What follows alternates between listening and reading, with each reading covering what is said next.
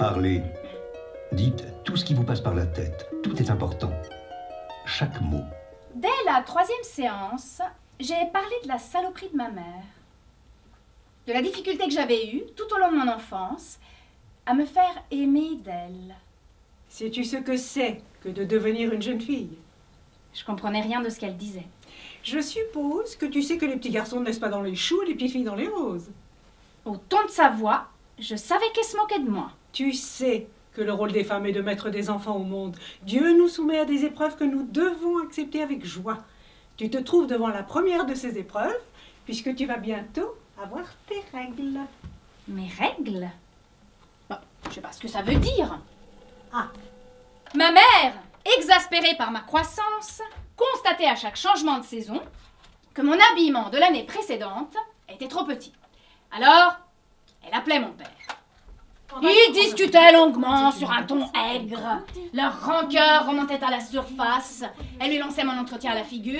Il rétorquait qu'il ne demandait pas mieux que de me prendre chez lui, à demeure. Elle ripostait qu'il ne manquait plus que cela, qu'il n'était pas une fréquentation pour une fille de mon âge. Il répondait que c'était elle qui avait demandé le divorce et qu'il avait ainsi poussé à mener une vie de célibataire. Elle explosait dans les larmes qu'elle ne savait pas qu'il était malade quand elle l'avait épousé. Si elle l'avait su, elle ne l'aurait jamais épousé.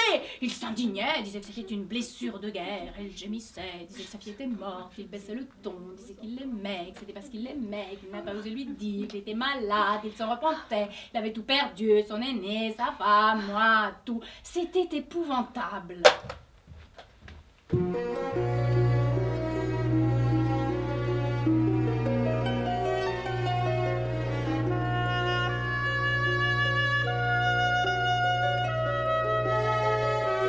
Il y avait dans son regard et dans sa voix une exaspération hystérique. Elle mangera son potage jusqu'au bout, quand même. Nous ne dînerons pas, tant qu'elle n'aura pas fini. Alors j'ai mangé toute seule mon vomi de soupe, et je l'ai fait non pas pour lui plaire, mais parce que je sentais en elle quelque chose de dangereux, de malade, quelque chose de plus fort qu'elle, quelque chose de plus épouvantable que le marchand d'habits. Enceinte en plein divorce, mais tu te rends compte?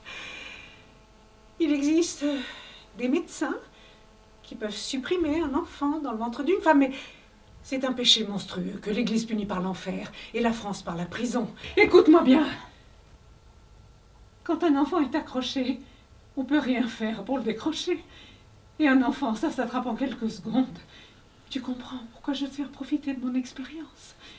Tu comprends qu'on est prise au piège?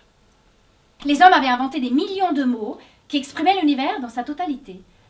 Les mots pouvaient être des véhicules inoffensifs ou des blessures. Ils pouvaient être aussi des monstres, refoulant la pensée des vivants dans les prisons de l'oubli. Chaque mot que j'avais de la peine à prononcer masquait en fait un domaine où je refusais d'aller.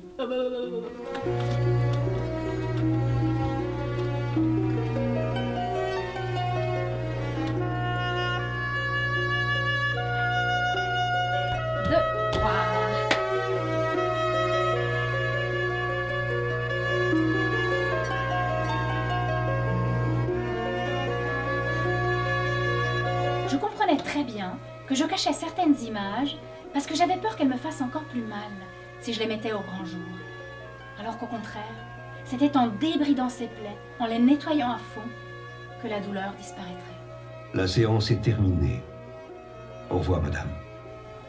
Au revoir, docteur.